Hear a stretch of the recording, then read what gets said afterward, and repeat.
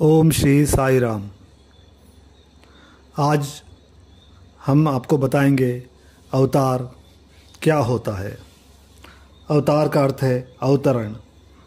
अवतार एक अनाम विशेषता रहित देवत्व का दुष्टों को संहार और सज्जनों की रक्षा के लिए सुयोग्य रूप से अवतरण होना है। अभी तक कितने प्रकार के अवतार हुए हैं? अवतार अनेक हुए हैं, पर पृथ्वी पर कुछ अवतार केवल थोड़े समय के लिए प्रकट हुए, अपने अवतार के लक्ष्य को पूर्ण कर अंत ध्यान हो गए। मत्स्य, कूर्म, वाराह, नरसिंह और वामन, राम, कृष्ण इत्यादि। विष्णु के 10 अवतारों को हम सभी लोग जानते हैं। 10 अवतार क्रमशः मत्स्य, कूर्म, वाराह, वामन, परशुराम, राम, कृष्ण, बुद्ध और कल्कि। इन अवतारों के प्रकटीकरण का क्या उद्देश्य था? सबसे पहले मैं आपको मत्स्य अवतार के बारे में बताऊंगा। मत्स्य अवतार का उद्देश्य ब्रह्मा से चुराए गए वेदों का दानव सोमक राक्षस के हाथों से वापस छुड़ाना था, जिसे उसने समुद्र में छिपा दिया था। धर्म वेदों पर आधारित है, इसलिए वेदों की रक्षा अवतार का कार्य था। दूसरा कूर्म अवतार के बारे में बताऊंगा मैं आपको। देव और दानवों ने अमृत की प्राप्ति के लिए अमृत की लालसा की। इसके लिए उन्होंने भगवान नारायण से प्रार्थना की। उन्होंने क्षीर सागर में मंदार पर्वत को मतनी बनाकर और वासुकी नाग को रस्सी बनाकर मतने के लिए उन्हें निर्देशित किया। जब पर्वत समुद्र में डूबकर गंभीर बाढ़ उत्पन्न करने वाला था, भगवान विष्णु ने कछुए का रूप धारण कर पर्वत को अपनी पीठ पर संभाला। जब वह समुद्र मंथन कर रहे थे तो समुद्र से विष उत्पन्न हुआ। देव और दानव भयभीत हुए।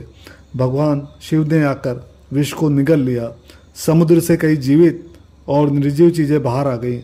अंत में एक देवी पुरुष द्वारा अमृत लाया गया तो देव और दानव अमृत पर अधिकार करने के लिए झगड़ने लगे। अमृत वितरण के लिए भगवान नारायण को अति सुंदर देवी स्त्री का रूप धारण करना पड़ा। यद्यपि दानव अपने अंश से वंचित किए गए, क्योंकि यदि दानव अमर हो जाते तो वे क्या विनाश करते, किसी को कहने की आवश्यकता नहीं पड़ती। अतः इस अवतार का उद्देश्य अच्छे और बुरे दोनों की रक्षा करना और देवताओं को अमृत प्रदान करना था। अब वाराह अवतार के बारे में मैं बताऊंगा आपको। पृथ्वी जो समुद्र के नीचे चली गई थी, उसे सतह पर लाने के लिए भगवान नारायण ने सूअर का रूप धारण किया। जब वो देवी सूअर अपने दांतों पर पृथ्वी को रखकर जल से ला रहे थे, दानव हिरण्याक्ष ने उन पर हमला किया, किंतु सूअर ने पंजा मारकर दांतों छेद कर उसे मार डाला।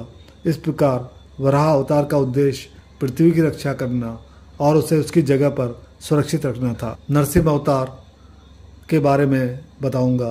दानव हिरण्यकश्यप का वध करने के लिए भगवान विष्णु को आधा मनुष्य और आधा सिंह का रूप धारण करना पड़ा। हिरण्यकश्यप के भाई हिरण्याक्ष का वध भगवान विष्णु द्वारा किए जाने पर वह उनसे बदला लेने के लिए तुला हुआ था। हिरण्यकश्यप ने ब्रह्मा का तप किया और यह वरदान प्राप्त किया कि वह ब्रह्मा द्वारा रचित किसी भी जीव से मारा ना जा सके। उसकी मृत्यु ना दिन में, ना रात में, ना जमीन पर या पानी पर या आकाश में, न किसी हथियार से, ना अंदर या बाहर हो सके। इस वरदान को पाने से हिरण्यकश्यप और अधिक शक्तिशाली और दम्भी हो गया। उसका पुत्र जन्म से ही हरि भक्त था। उसके पिता ने उसे हरि की पूजा से विमुख करने का बहुत असफल प्रयास किया। उसने उसे बहुत कष्ट दिए, किंतु प्रहलाद ने हरि का नाम लेना नहीं छोड़ा। अंत में हिरण्यकश्यप ने अपने पुत्र को चुनौती दी कि वह हरि को दिखाए, जो कि एक खंभे में सर्वव्यापी है। उसने खंभे पर चोट की, वो 2 भागों में बट गया। नरसिम्हा के रूप में भगवान नारायण ने अपने पंजों से उसके टुकड़े टुकड़े कर दिए।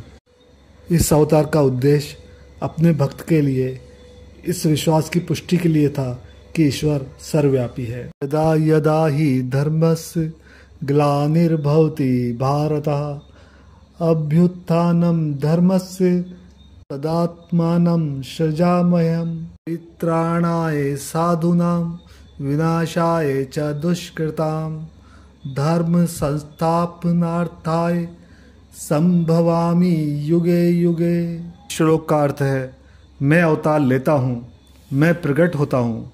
जब जब धर्म की हानि होती है तब तब मैं आता हूँ। जब जब अधर्म बढ़ता है तब तब मैं साकार रूप से लोगों के सम्मुख प्रकट होता हूँ। सज्जन लोगों की रक्षा के लिए मैं आता हूँ, दुष्टों के विनाश करने के लिए मैं आता हूँ, धर्म की स्थापना के लिए मैं आता हूँ और युग युग में जन्म लेता हूँ। प्रोक्त श्लोक गीता में भगवान श्री कृष्ण ने अर्जुन को बताया था कि अवतार धरती पर क्यों आते हैं। अगले अंक में हम आपको वामन अवतार, परशुराम अवतार, श्री राम अवतार, कृष्ण अवतार, बुद्ध अवतार और कल्कि अवतार के बारे में बताएंगे। जय मां ताप्ती।